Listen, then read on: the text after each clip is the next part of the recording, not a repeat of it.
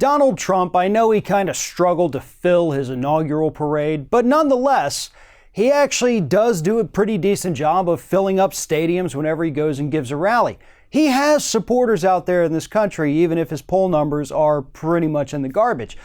So it is odd that his campaign would feel the need to use stock footage of models from foreign countries to portray them as if they were actually Americans who support Donald Trump. But unfortunately for the Trump campaign, that's exactly what they've now been busted doing.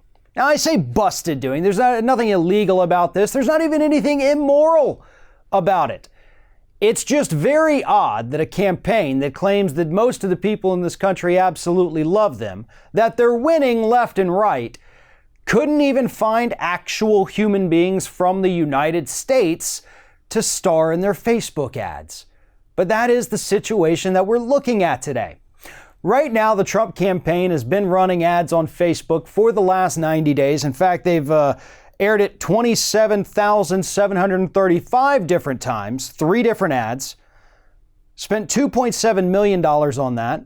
And that was just the Trump Make America Great Again Committee. And the Donald J. Trump for President Committee spent $1 million on 14,500 ads. Again, both of those within the last 90 days. But what's interesting about this is that they do have these models that, again, are in different countries. They're not American people, but they have them labeled as Thomas from Washington. They have Tracy in Florida. They have AJ from Texas. And each of them has a little voiceover that is very obviously not that person's voice that says things like, Donald Trump and his family are in our prayers for strength and wisdom from God Almighty. That's Thomas from Washington.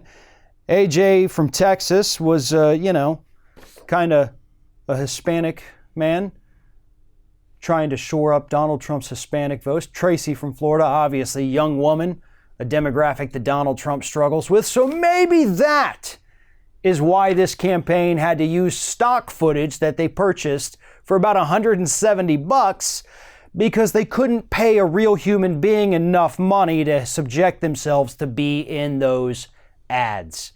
Because again, each one of these fake people from a different country represents some kind of demographic that the Trump campaign is struggling to attract.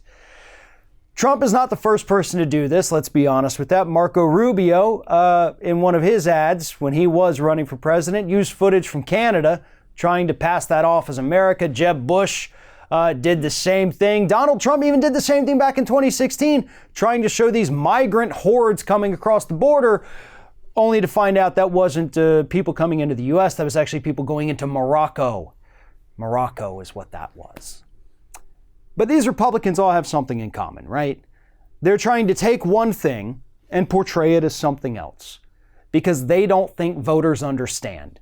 They don't think reporters are going to take the time to dig into it and say, hold up, this is clearly not the United States. This is not an American person. Even the ad says this is an actor portrayal, but it's not even that. This is stock footage, folks. This is something literally anyone in this country can get online and buy right now. And that is how lazy this campaign is. It's almost as if they're really not even taking this run for president in 2020 that seriously at all. Thanks for watching, everybody. And don't forget, if you like what you see here, like, comment, share, and subscribe to our channel. And now you can also become a member of Ring of Fire and get exclusive early access to certain Ring of Fire videos all throughout the week. Just click on the little join button right below the video.